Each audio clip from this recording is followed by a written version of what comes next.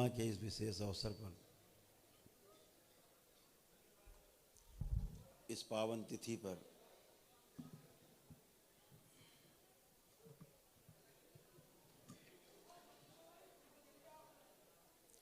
जब आप बाबा के भक्त से बाबा के शिष्य बनने जा रहे हैं, आप सभी को बहुत बहुत शुभकामनाएं, बहुत बहुत बधाई।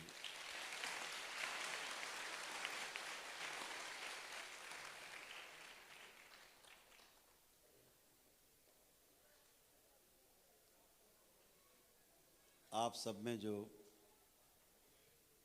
आस्था और विश्वास का जो समुद्र है, जो ये समुंदर है,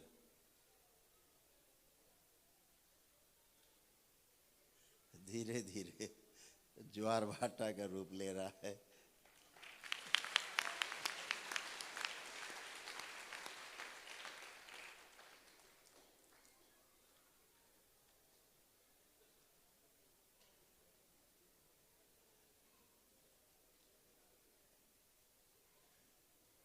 अच्छा है, बहुत अच्छा है। आप एक उदाहरण बनते जा रहे हैं आप लोग। अभी कुछ लोग दरबार के भक्त बैठे थे, चर्चा हो रही थी।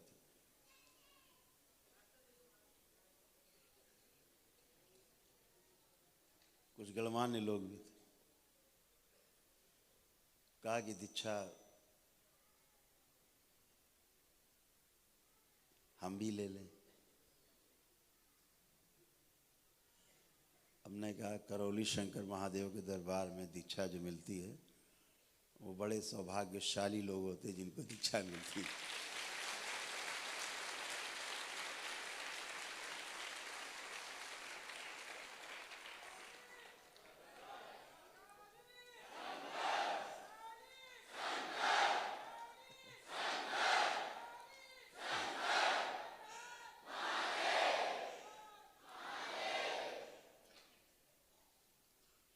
यहाँ दीक्षा चाहने से नहीं मिलती,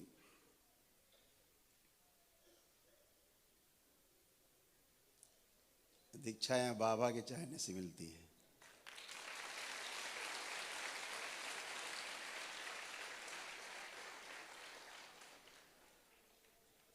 अंधा आदमी कैसे ढूंढेगा आंख वाले को?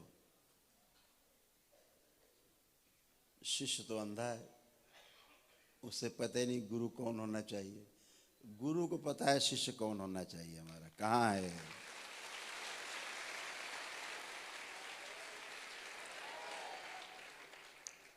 तो आंख वाला अंधे को ढूंढ लेता है, अंधे का हाथ पकड़ लेता है। अंधा कैसे पकड़ेगा आंख वाले को?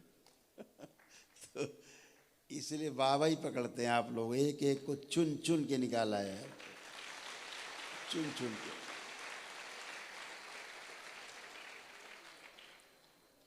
आप नगीने हो बाबा के खजाने के।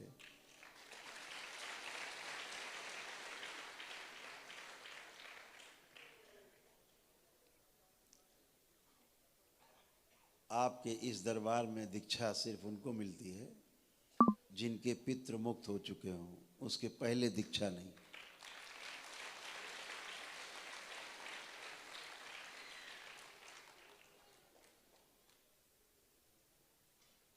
तो आज पूर्णिमा के इस पावन अवसर पर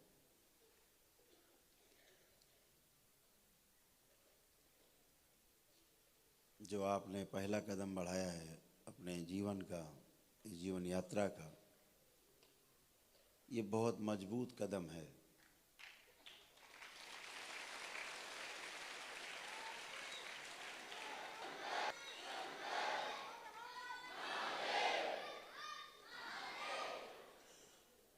ये जो पहला कदम है, यही केवल ठीक उठ जाए। केवल पहला कदम ठीक उठना चाहिए, पीछे के सारे कदम अपने आप चलते चले जाते हैं।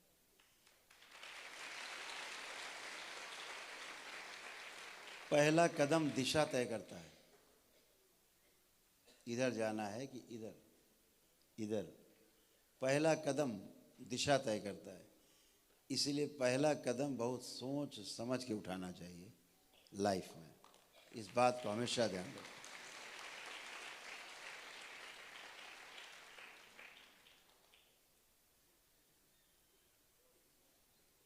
ये महत्वपूर्ण ये नहीं है कि कितने कदम आप रोज चलते हो। महत्वपूर्ण ये है कि जितने कदम आप चलते हैं वो आपके लक्ष्य की तरफ हैं या बेमतलब चलते हो। लक्ष्य की तरफ। हमारा हर कदम हमारे लक्ष्य की तरफ हो। कदम छोटा हो, कदम बड़ा हो, हमारा हर कदम हमारे लक्ष्य की तरफ हो, अपने गोल की तरफ हो। दूरी कम होती जाती है, लक्ष्य नजदीक आता जाता है।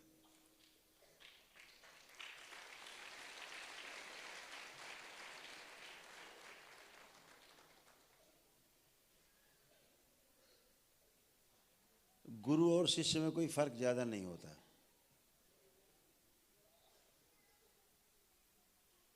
बहुत बड़ा फर्क नहीं है। लोहे की डिब्बी है,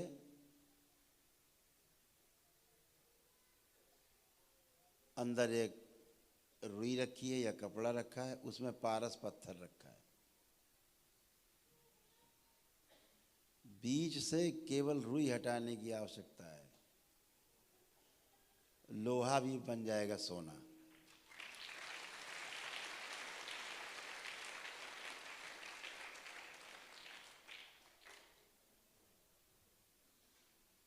तो हमारे बहुत परम प्रिय दरबार के शिष्य हैं बाबा के, तो वो चर्चा में आज कह रहे थे, परंपराओं के बारे में चर्चा कर रहे थे। हमने कहा बिल्कुल मत करिए। दरबार की परंपरा से और देश की तमाम गुरु परंपराओं से दरबार की आप तुलना न करें।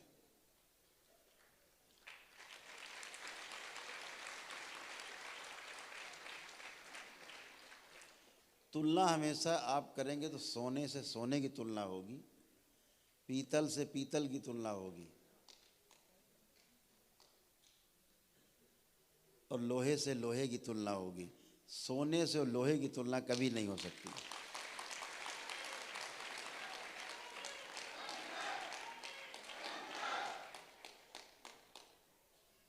अभी तो हमारे बहुत बेचारे ऐसे ऐसे लोग पढ़े हैं, दिन भर ज्ञान की बातें हैं, लेकिन अपने लिए बेचारे अंधकार में पड़े। हम सब कामना करते हैं कि सभी प्रकाश में आए, और आना ही होता है। हमेशा समझ लीजिए, हर आदमी समझना चाहता है। यहाँ जितने लोग बैठे हैं सब समझना चाहते हैं। ऐसा कोई व्यक्ति नहीं है जो समझना नहीं चाहता। अगर समझना नहीं चाहते होते तो यहाँ नहीं बैठे होते। समस्या समझने में नहीं है, समस्या समझाने वाले में है कि वो ठीक से समझा नहीं पा रहा है। समझने के लिए तो तैयार हैं लोग, बैठे ही समझने के लिए, पूरी भीड़ खड़ी समझने के लिए। समझाया कैसे जाए? तो दरबार कहता पहले खुद समझा जाए, फिर दूसरों को समझाया जाए।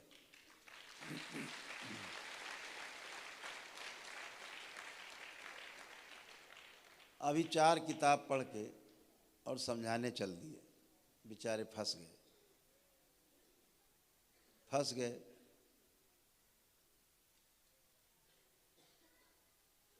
अभी बहुत संकट है।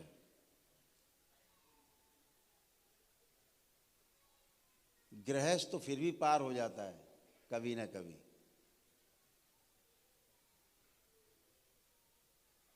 जो समाज को दिशा देने का ठेका लेके बैठे हैं, इनके पास निकलने का कोई रास्ता नहीं है।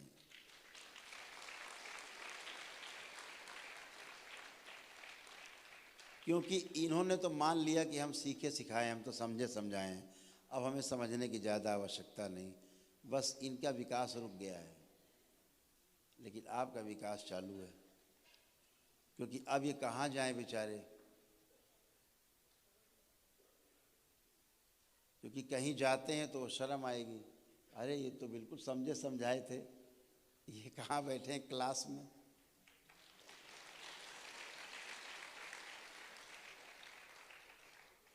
बहुत बड़े साहस का काम है समझना। समझने के लिए तैयार हो जाओ, ये बहुत बड़े साहस का काम है। आज जो आपने पहला कदम बढ़ाया है, ये बहुत बड़े साहस का काम है। आपने सीधे सीधे अपने आप को ज्वालामुखी में झोंक दिया है आज, ऐसे समझो।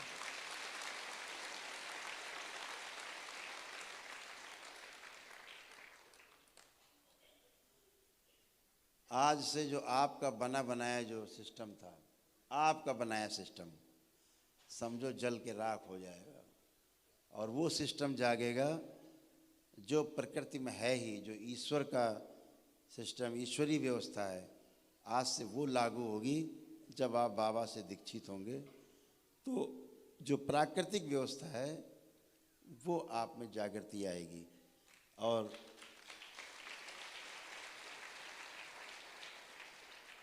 अपना बनाया हुआ जो कूड़ा घर है वो आज से नष्ट होगा।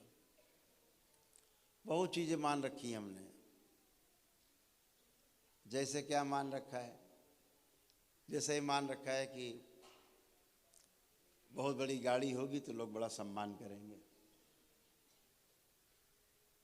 अगर हम 5 करोड़ की गाड़ी पे चलेंगे तो लोग बहुत सम्मान करेंगे, बड़ा जलवा हो जाएगा। जलवा हलवा नहीं होता, लोग गाली बकते हैं, ध्यान रखना।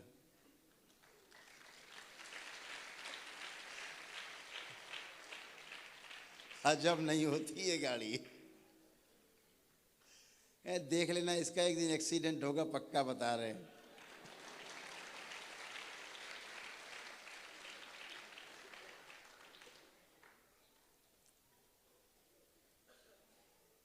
जब महिलाएं बच्चियां बढ़िया बढ़िया सोने का वो गहना है ना पहन के कि आज हमारी बड़ी तारीफ होगी, लोग कहेंगे वाह क्या पहना है, तो महिलाएं ऐसे पकड़ के देखती हैं, अरे वाह कितना सुंदर है, अंदर आग लगी हुई है,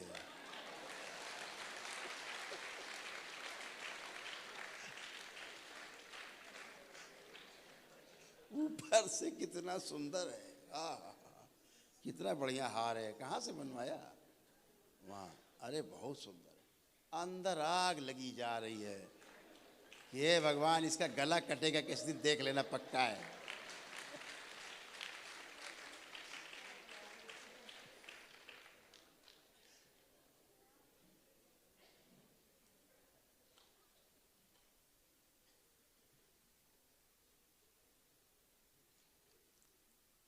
तो कोई नहीं तारीफ वारीफ करता, जलन पैदा करते हो आप, खाम खा जलाते हो सबको। देखो हम तो जलाते ही नहीं, कुछ भी नहीं, कुछ नहीं पहनते।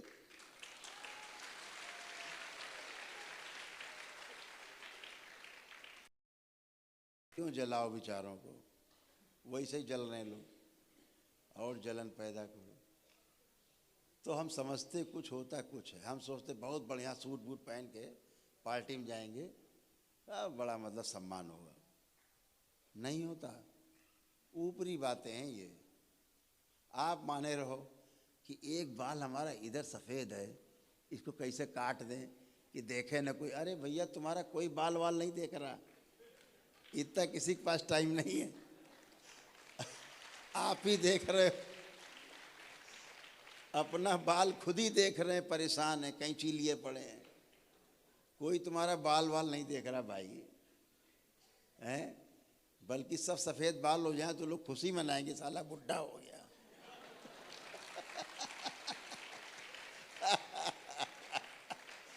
हम तो कह ही रहे थे पहले से कि बुढ़ा ही है, ये बाल रंगे रहता था, अब सफ़ेद निकला है।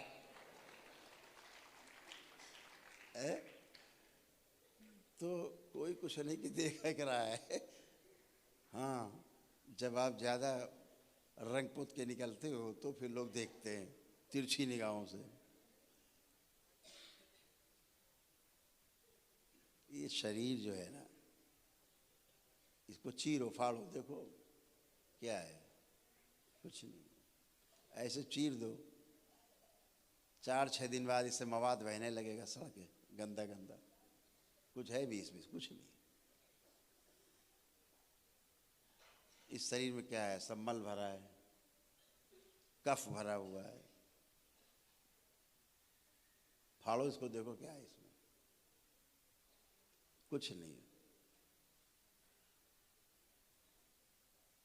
इसमें यही महत्वपूर्ण है, जो इधर से बोल रहा है और उधर बैठ के सुन रहा है, उधर से देख रहा है, इधर से देख रहा है, वही बस एक कोहिनूर हीरा है। बाकी तो इस हीरे को केवल प्रमाणित कर रहा है कि हाँ हीरा है भी इसके अंदर, जीवन है। इस बात को, ये शरीर ना हो तो प्रमाणित जीवन नहीं कर सकता।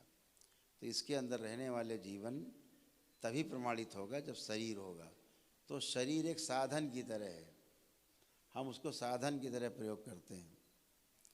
शरीर को आते हैं, इस शरीर से हम इसकी उपयोगिता जो है उसको महसूस करते हैं। तो अपने इस शरीर से जितना भी काम ले सकते हैं उतना काम लेना है, जम के काम लेना है।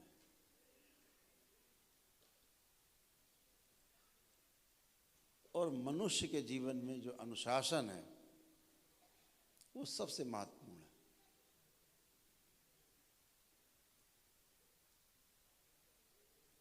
अभी हम अरुण जी हैं, उनके बुलाने पर हम लोग कर्नाटक गए, बेंगलोर, तमिलनाडु भी गए दौरे पे। अगर कुछ सीखना है ढंग से तो उधर जाके सीखो। धर्म के नाम पर जो व्यवस्था उधर बना के रखी है, बड़े बड़े सरकारी संस्थान वो व्यवस्था बना के नहीं रख पाते जो वहाँ के साधु संतों ने व्यवस्था बना के रखी है समाज में।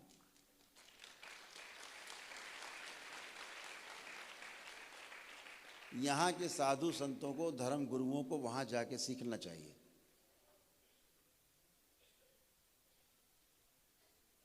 हर धार्मिक संस्थान शिक्षा और स्वास्थ्य पे जबरदस्त काम कर रहा है। गवर्नमेंट 10 पैसे नहीं कर रही, 90% धार्मिक संस्थान कर रहे हैं शिक्षा पर और स्वास्थ्य पे।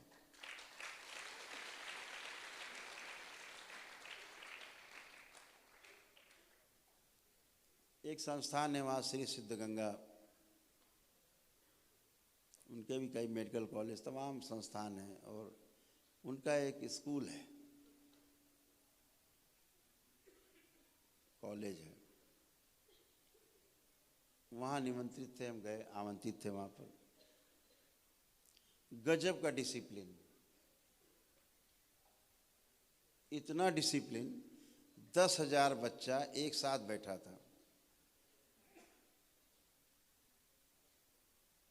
अगर स्क्रीन पर चल सकता हो तो चला सकते हैं। पानी नहीं,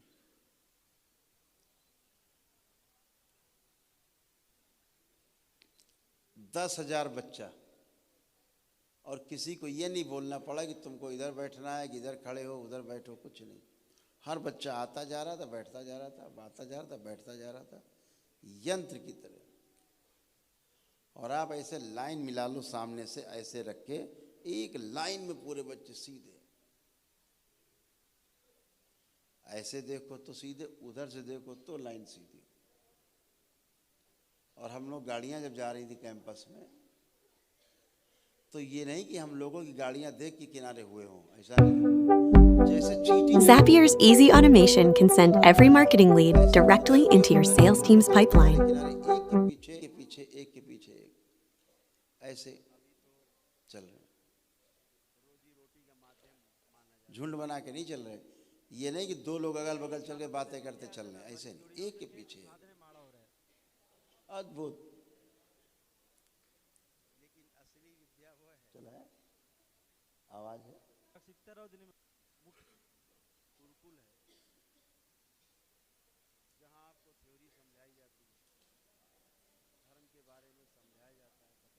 तो बहुत ही ये संस्कार जो है बच्चों में डालने लायक है। एक शब्द कहा जाता है ना, शिक्षा दीक्षा कहाँ हुई। शिक्षा का अर्थ होता है जो हमें सूचना प्राप्त हुई है गुरुकुल से, स्कूल से।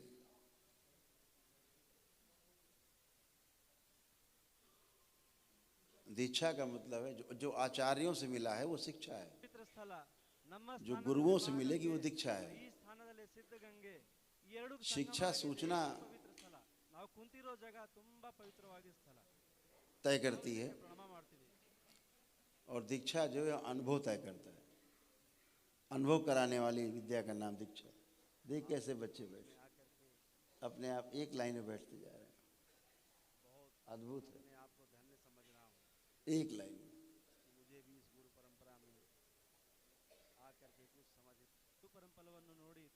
और 10,000 बच्चा एक साथ बैठा है, पिन ड्रॉप साइलेंट,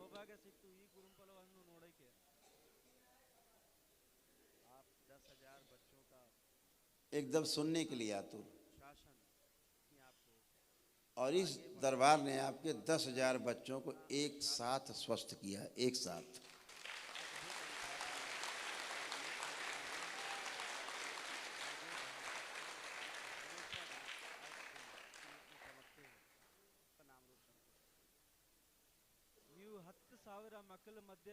इनकी याददाश्त ठीक की, एकाग्रता बढ़ाई, इनकी पढ़ने के प्रति रुचि गहरी की। जो इनमें तमाम बच्चों का मन करता था स्कूल से भाग जाएं, वो नष्ट किया गया। अब ये कभी नहीं भागेंगे। देखिए आप डिसिप्लिन, लग रहा मूर्ति रखी गई है, देखिए एक लाइन में सब एक लाइन, अद्भुत है।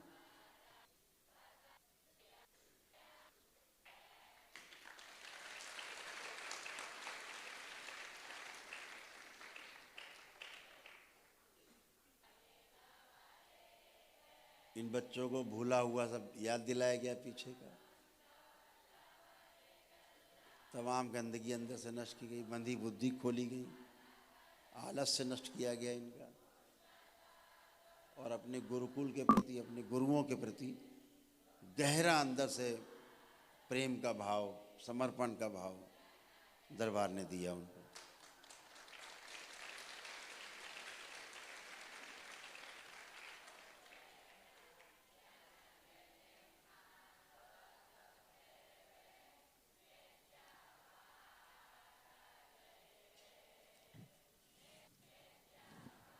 दरबार यही तो कहता है।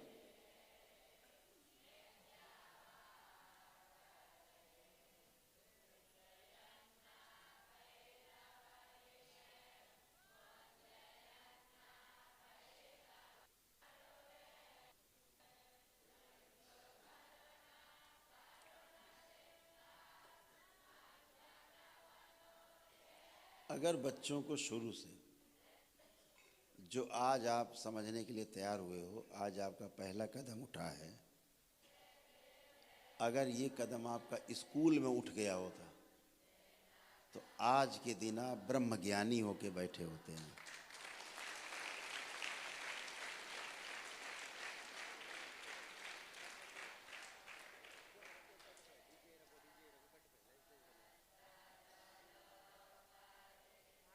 गुरुकुल तो खत्म हो गए, गुरु भी गायब हो गए।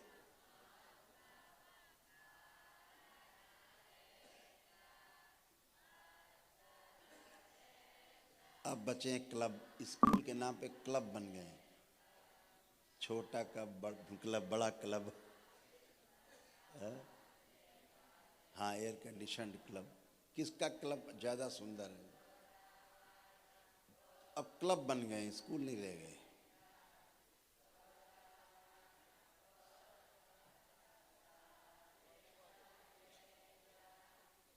तो वाकई में जो कदम आज आपने उठाया, अगर गंभीरता से विचार करें कि हम तो चूक गए, कह रहे हैं कि अबॉर्शन कराओ, लेकिन अपनी अगली पीढ़ी को हम उनके स्कूल के समय से ही प्रवेश करा देंगे, ऐसा मन में संकल्प बनाकर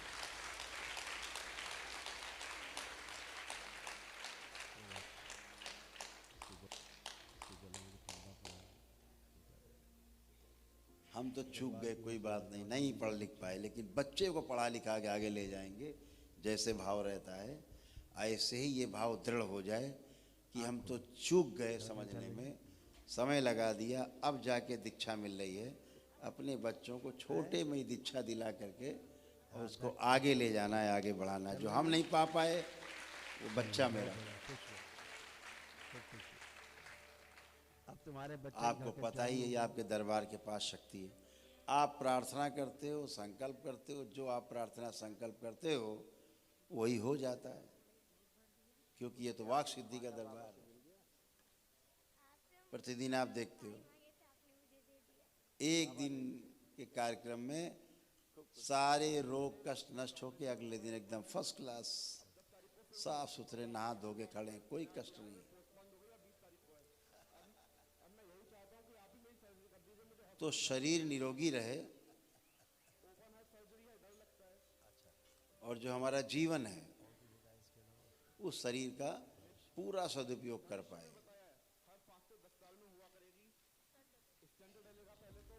तो आवश्यक है कि शरीर हमारा निरोगी रहना चाहिए।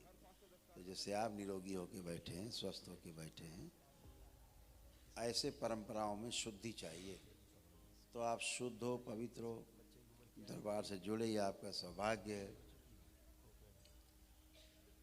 हमारे परम पूजनी बाबा जी, परम पूजनी गुरुदेव भगवान पंडित श्री राधा रमण जी मिश्र हमारे आराध्य है, हमारे पथ प्रदर्शक।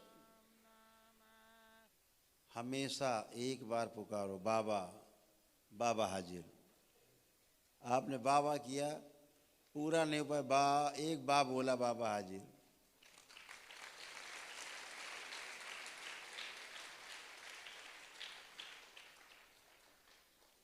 और दूसरा बाप बोल दिया तो बाबा और माता दोनों हाजिर।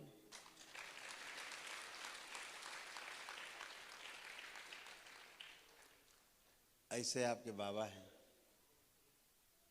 सबको अनुभव है, जितने लोग यहाँ बैठे हैं। जब भी बाबा को पुकारा होगा, बाबा ने एहसास दिलाया होगा, चिंता मत करो बच्चा, हम साथ हैं।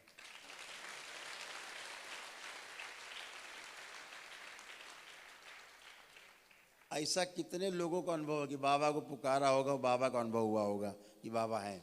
कितने अनुभव है? तो सारे हाथ उठ रहे। हरिहर बोलिए सदगुरुदेव भगवान की। ऐसे बाबा हैं। एक वो बाबा होते हैं बड़े लंबी दाढ़ी वाले, एक ही बाबा दाढ़ी वाल है ही नहीं है। ये वो वाले बाबा हैं जो नाती वाले बाबा, नाती पोते वाले बाबा, ये वाले बाबा हैं। वो ज़्यादा प्रेम है इस वाले बाबा में है।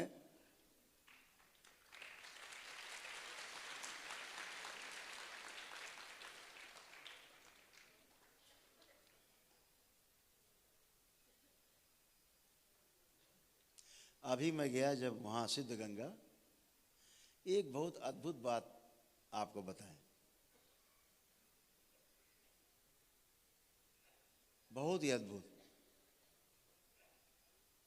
वहाँ जो श्री श्री शिव कुमार जी जो थे, जो डॉक्टर शिव कुमार जी, उन्होंने संस्थान को खूब आगे बढ़ाया। वैसे तो वो 600 साल पुरानी परंपरा का है आश्रम, चारों ओर पहाड़ हैं, और श्री श्री शिव कुमार जी को वहाँ पर भगवान शिव की संज्ञा दी जाती है। शिव का ही अवतार उनको माना जाता है। वो घर घर शिव के रूप में पूजे जाते हैं। तो जब मैं वहाँ गया तो मैंने बड़ी अद्भुत चीज़ें देखी। अब आप मिलाना बाबा से मिलेंगे और ऊर्जा भरपूर शिव की। तो जब मैं गया वहाँ तो सबसे पहले देखा बाबा जैसे छड़ी रख के बैठते हैं ना, छड़ी, ऐसे ही छड़ी रख के बैठे।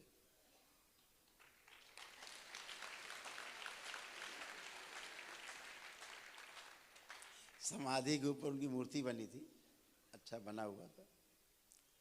हमारे प्रधानमंत्री जी भी 2 बार हुआ है वहाँ, वैसे ही बैठे छड़ी रखे, बाबई से मिलता जुलता चेहरा, बाबई के लंबाई के कद काठी के, लंबे से, हाँ। और बाबा ने भी 111 वर्ष की उम्र में समाधि ली थी, उन्होंने भी 111 वर्ष की उम्र में समाधि ली।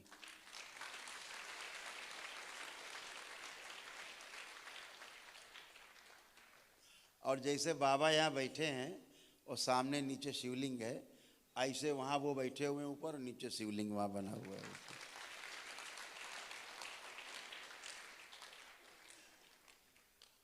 और एक और अद्भुत बात बताए, वो हमें आज पता लगी, आज पता लगी चर्चा के दौरान। बाबा ने अपने जब महासमाधि ली, शरीर छोड़ रहे थे, तो 1 सप्ताह पहले बता दिया था बाबा ने कि हम नवरात्र के पहले दिन शरीर छोड़ देंगे।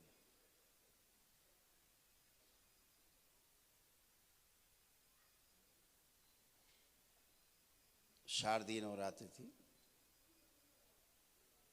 तो जब नवरात्र का पहला दिन आया तो सब लोग भीड़ थी, हम तो थे नहीं वहाँ, हमें तो पता ही नहीं था क्या चल रहा है ड्रामा।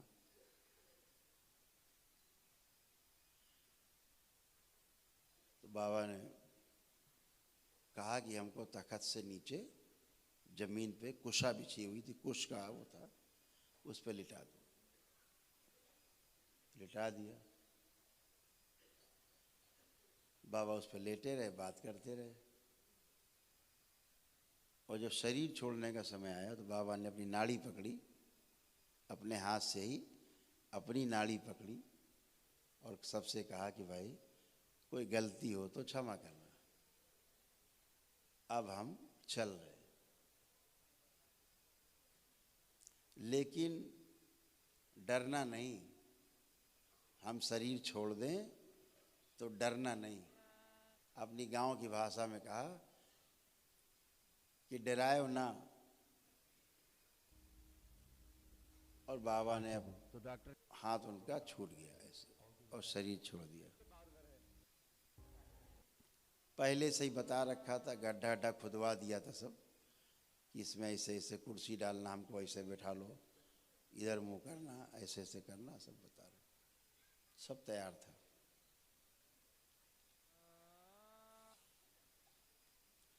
जैसे ही बाबा जी ने शरीर छोड़ा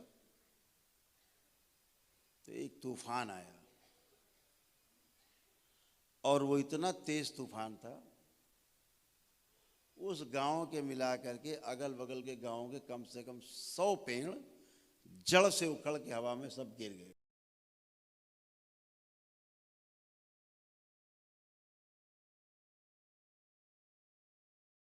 जिनके अंश इस शरीरों में, सृष्टि में फैले हुए कार्यरत है।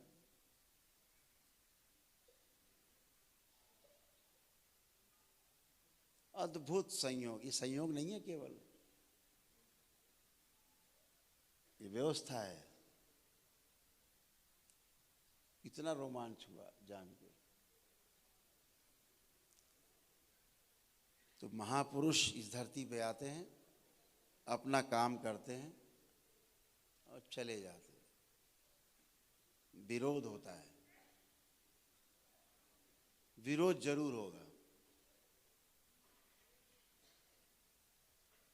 आपके इसी दरबार का विरोध है, ऐसे कैसे हो सकता है? अरे भाई यहाँ होता है, वो कैसे हो सकता है क्या पता है? तुम भी आओ, तुम भी वनडे कर लो, पता लग जाए कैसे होता है।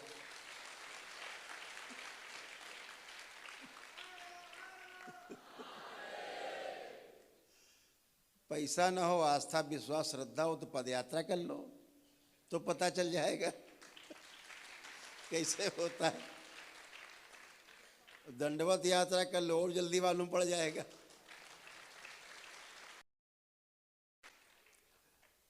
तो पता तो चल ही जाता है, हिम्मत तो करो, कैसे होता है पता लग जाएगा। आज आपके दरबार की चर्चा पूरे देश में नहीं दुनिया में है।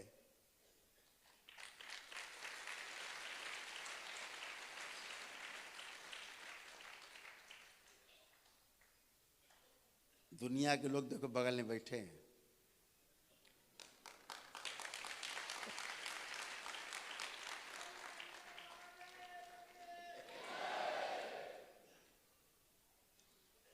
ये राजीव भैया के दीवाने हैं सब।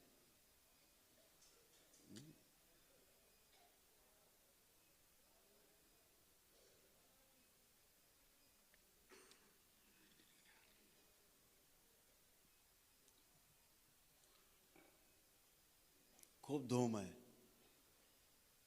बहुत धूम है।